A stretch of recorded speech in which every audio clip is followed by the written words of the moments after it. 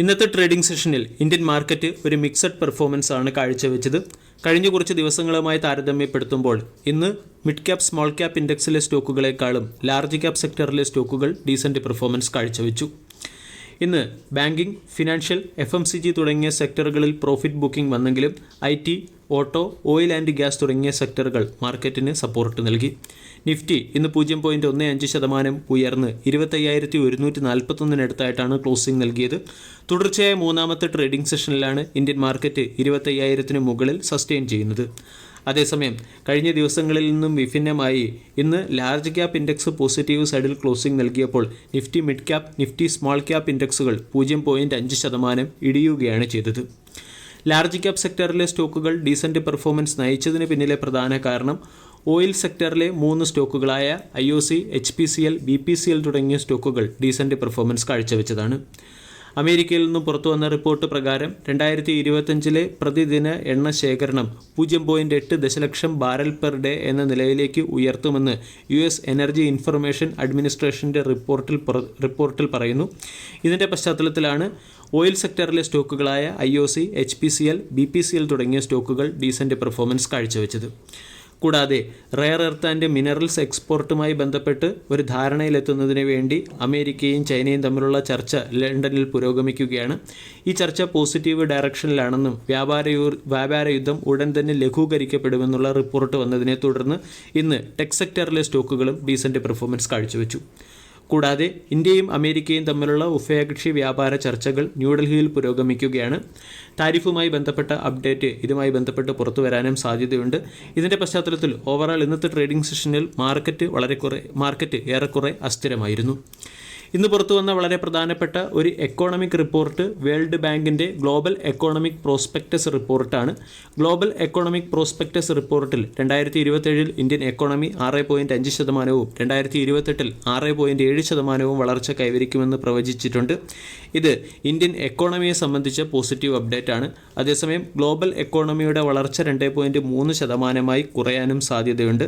അതായത് വരും സമയങ്ങളിൽ ഗ്ലോബൽ എക്കോണമിയേക്കാളും മികച്ച പെർഫോമൻസ് ആണ് ഇന്ത്യൻ എക്കോണമി നടത്താൻ പോകുന്നത്. ഇന്നത്തെ ട്രേഡിംഗ് സെഷനിൽ എടുത്തു പറയത്തക്ക പെർഫോമൻസ് ഓയിൽ ആൻഡ് ഗ്യാസ് സെക്ടറിലെ സ്റ്റോക്കുകൾ കാഴ്ചവെച്ചു. Nifty oil and gas index 1.47% ഉയർന്നു. പിന്നീട് Nifty IT 1.26%, Nifty pharma, auto, reality തുടങ്ങിയ സെക്ടറുകൾ പോസിറ്റീവ് സൈഡിൽ ക്ലോസിംഗ് നൽകുകയും ചെയ്തു. അതേസമയം ഫിനാൻസ്, ബാങ്കിംഗ്, FMCG തുടങ്ങിയ സെക്ടറുകളിൽ പ്രോഫിറ്റ് ബുക്കിംഗ് പ്രകടമായിരുന്നു. Nifty FMCG index 0.7%, Nifty bank index 1.4% ഇടിഞ്ഞത്. ഇന്ത്യൻ മാർക്കറ്റിൽ വന്ന ഉയർന്ന വാല്യുവേഷൻ്റെ പശ്ചാത്തലത്തിൽ മാർക്കറ്റിൽ ഒരു പ്രോഫിറ്റ് ബുക്കിംഗ് ഹയർ സൈഡിൽ നടക്കുന്നു എന്നുള്ള സൂചന തന്നെയാണ് നമ്മൾക്ക് കാണാൻ സാധിച്ചത്. ഇതിൻ്റെ പശ്ചാത്തലത്തിൽ സപ്പോർട്ട് ലഭിക്കുന്നത് ഓട്ടോ, IT തുടങ്ങിയ സെക്ടറുകളിൽ നിന്നാണ്. ഇനി ഇന്ത്യയുടെ മാക്രോ എക്കോണമിക് ഡേറ്റകളെല്ലാം അനുകൂലമാണ്. ഇതിൻ്റെ പശ്ചാത്തലത്തിൽ ഇന്ത്യൻ മാക്രോ എക്കോണമിക് ഡേറ്റകൾ മികച്ച പെർഫോമൻസ് കാഴ്ചവെക്കുന്നത് മാർക്കറ്റിന് ഒരു സപ്പോർട്ട് നൽകുമെങ്കിലും ഇനി പുറത്തു വരാനുള്ള US ഇൻഫ്ലേഷൻ ഡേറ്റയും താരിഫുമായി ബന്ധപ്പെട്ട അപ്ഡേറ്റുകളുമായിരിക്കും മാർക്കറ്റിൻ്റെ വോളറ്റിലിറ്റി നിർണ്ണയിക്കുന്ന പ്രധാന ഘടകങ്ങളായി പ്രവർത്തിക്കുക. ഇന്നത്തെ ട്രേഡിംഗ് സെഷനിലും ഇന്ത്യൻ മാർക്കറ്റ് 25,000 മുകളിൽ സസ്റ്റെയിൻ ചെയ്തതിൻ്റെ പശ്ചാത്തലത്തിൽ വരും സമയങ്ങളിൽ പോസിറ്റീവ് ട്രെൻഡ് തുടരും എന്ന് തന്നെ വിശ്വസിക്കാം. അതേസമയം ഹയർ സൈഡിൽ പ്രോഫിറ്റ് ബുക്കിംഗ് നടക്കുന്നു എന്നുള്ള കാര്യം നമ്മൾ വിസ്മരിക്കാനും പാടില്ല.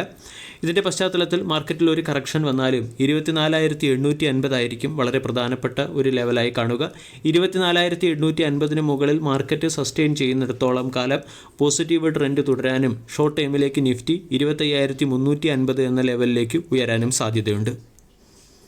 ഇന്നത്തെ ട്രേഡിംഗ് സെഷനിലെ സെക്ടോറിയൽ പെർഫോമൻസ് നമ്മൾ പരിശോധിച്ചാൽ ഓട്ടോമൊബൈൽ സെക്ടർ വരും സമയങ്ങളിൽ മാർക്കറ്റിന് സപ്പോർട്ട് നൽകാൻ സാധ്യതയുണ്ടെന്ന് സൂചിപ്പിക്കുന്ന രീതിയിലുള്ള ഒരു പെർഫോമൻസ് ആണ് കാഴ്ചവെച്ചത്. പ്രത്യേകിച്ചും RBI 50 ബേസിസ് പോയിൻറ്റിൻ്റെ ഇൻട്രസ്റ്റ് റേറ്റ് കട്ട് പ്രഖ്യാപിച്ച സാഹചര്യത്തിൽ വാഹന വായ്പ പലിശ നിരക്ക് കുറയാൻ സാധ്യതയുണ്ട്. ഇത് എൻട്രി ലെവൽ 2 വീലർ 4 വീലേഴ്സിൻ്റെ സെയിൽസ് വർദ്ധിപ്പിച്ചേക്കാനും സാധ്യതയുണ്ട്. കഴിഞ്ഞ മാസത്തെയും അതിനു മുൻപുള്ള മാസത്തെയും സെയിൽസ് ഡേറ്റ നമ്മൾ പരിശോധിച്ചാൽ ഡൊമസ്റ്റിക് മാർക്കറ്റിൽ വെഹിക്കിൾസിനുള്ള ഡിമാൻഡ് കുറഞ്ഞു വരുന്നതായിട്ട് കാണാൻ സാധിക്കും. പ്രത്യേകിച്ചും എൻട്രി ലെവൽ കാറുകൾക്കും മോട്ടോർ സൈക്കിൾസിനുമുള്ള ഡിമാൻഡ് 2025 ഏപ്രിൽ മാസത്തിൽ കഴിഞ്ഞ വർഷം 2025 ഏപ്രിൽ മാസവുമായി താരതമ്യപ്പെടുത്തുമ്പോൾ എൻട്രി ലെവൽ മോട്ടോർ സൈക്കിൾസിൻ്റെ സെയിൽസ് 37% ഇടിഞ്ഞിരുന്നു. ഇനി ഇത് 2023 ഏപ്രിൽ മാസവുമായി താരതമ്യപ്പെടുത്തുമ്പോൾ 53% ഇടിവാണ് എൻട്രി ലെവൽ മോട്ടോർ സൈക്കിൾസിൻ്റെ സെയിൽസിൽ വന്നിരിക്കുന്നത്. കൂടാതെ എൻട്രി ലെവൽ കാറുകളുടെ സെയിൽസിലും 31% ഇടിവ് വന്നിരിക്കുന്നു. ഇതിൻ്റെയൊക്കെ പിന്നിലെ ഏറ്റവും പ്രധാന കാരണമായി ചൂണ്ടിക്കാണിക്കുന്നത് വാഹന വായ്പാ നിരക്കിലുണ്ടായിരിക്കുന്ന വർധനവാണ്. പ്രത്യേകിച്ചും ജനുവരി മുതൽ മാർച്ച് മാസങ്ങളിലെ വാഹന വായ്പാ നിരക്ക് നമ്മൾ പരിശോധിക്കുകയാണെങ്കിൽ അത് ഉയർന്ന നിലയിലേക്കായിരുന്നു.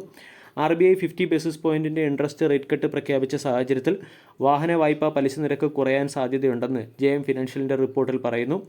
ഇത് എൻട്രി ലെവൽ 2 വീലർ കാർ സെക്ടറുകളെ പുനരുജ്ജീവിപ്പിക്കാൻ സാധ്യതയുണ്ട്. ഇതിൻ്റെ പശ്ചാത്തലത്തിൽ എൻട്രി ലെവൽ കാർ സെക്ടറിലെയും 2 വീലർ സെക്ടറിലെയും സ്റ്റോക്കുകളിൽ വരും സമയങ്ങളിൽ ഒരു ഉണർവ് പ്രതീക്ഷിക്കാം. ഇങ്ങനെ നമ്മൾക്ക് ഫോക്കസ് ചെയ്യേണ്ട സ്റ്റോക്കുകൾ Hero Motor Corp, TVS Motor, Maruti Suzuki, Ashok Leyland തുടങ്ങിയ സ്റ്റോക്കുകളെയാണ്.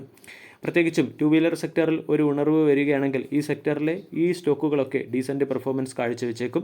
JM ഫിനാൻഷ്യലിൻ്റെ റിസർച്ച് റിപ്പോർട്ട് പ്രകാരം ഈ സ്റ്റോക്കുകൾക്കൊക്കെ ബൈ എന്ന റേറ്റിംഗ് ലഭിച്ചിട്ടുണ്ട്.